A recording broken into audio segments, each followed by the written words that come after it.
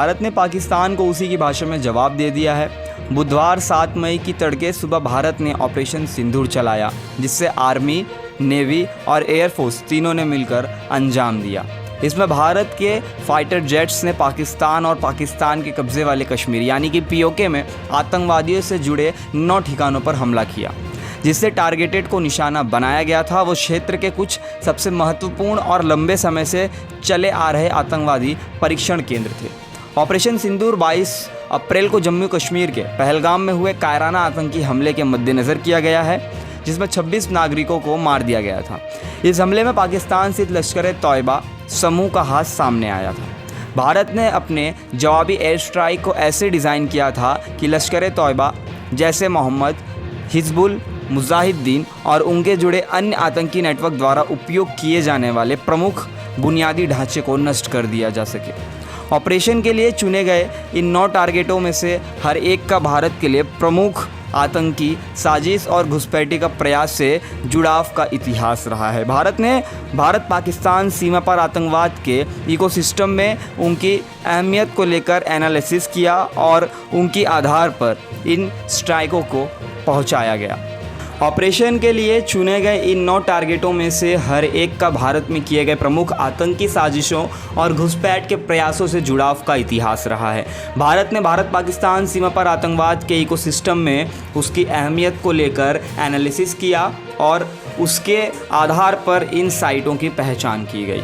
पाकिस्तान के दक्षिण पंजाब में बहावलपुर को भारत ने सबसे बड़ा टारगेट बनाया था।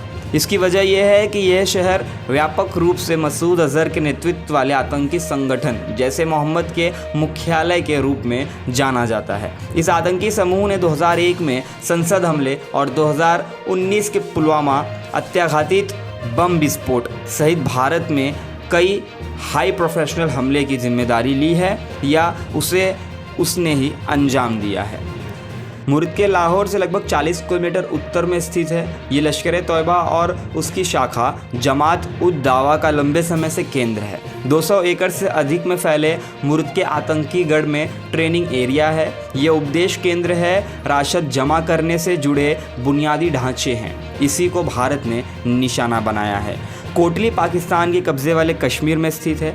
इसे बार बार आत्मघाती हमलावरों और विद्रोहियों के लिए एक प्रमुख ट्रेनिंग ग्राउंड के रूप में चिन्हित किया गया है। सूत्रों के अनुसार कोटली में किसी भी समय 50 से अधिक आतंकियों को ट्रेनिंग देने की क्षमता है। माना जाता है कि गुलपुर का इस्तेमाल 2023 और 2024 में जम्मू कश्मीर के राजौरी और पूंछ में ऑपरेशन के लिए फॉरवर्ड लॉन्च पैड के रूप में बार बार किया गया है। सूत्रों के मुताबिक इस जगह का इस्तेमाल उन आतंकवादियों के लिए एक मंच के रूप में किया जाता था जो उन क्षेत्रों में भारतीय सुरक्षा काफिले और नागरिकों ठिकानों पर हमला करते थे।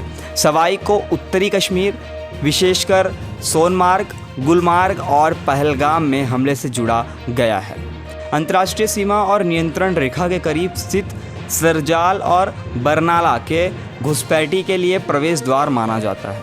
सियालकोट के पास स्थित महमुना कैंप का इस्तेमाल कश्मीर में ऐतिहासिक रूप से सक्रिय आतंकवादी समूह हिजाबुल मुजाहिदीन द्वारा किया जाता था। हालांकि हाल के सालों में ये समूह कमज़ोर हुआ है, लेकिन भारतीय अधिकारियों का कहना है कि बचे हुए आतंकियों को अभी भी सीमा पार से ट्रेनिंग दी जा रही है, उन्हें गाइड किया जा रहा है, विशेष रूप से महमुना जैसे क्षेत्रों से जहां लोकल सहायता नेटवर्क बरकरार है। रिपोर्ट खबर तेज़।